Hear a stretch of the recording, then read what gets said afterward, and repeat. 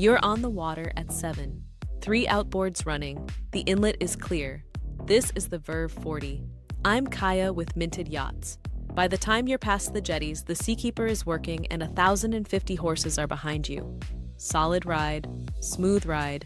You're there before the wind builds. Find a sandbar 20 miles away, drop the hook.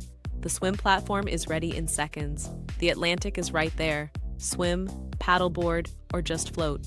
The Verve was made for it.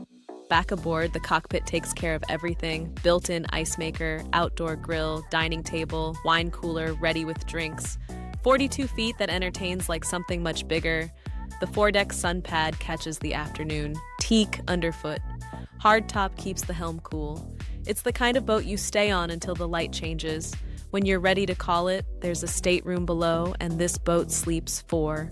Full galley, 3 zones of air conditioning. It was built to stay overnight. Under 600 hours on all 3 outboards. Factory SeaKeeper, power sunshade, Teak throughout. Someone took care of this boat, and it's ready for you.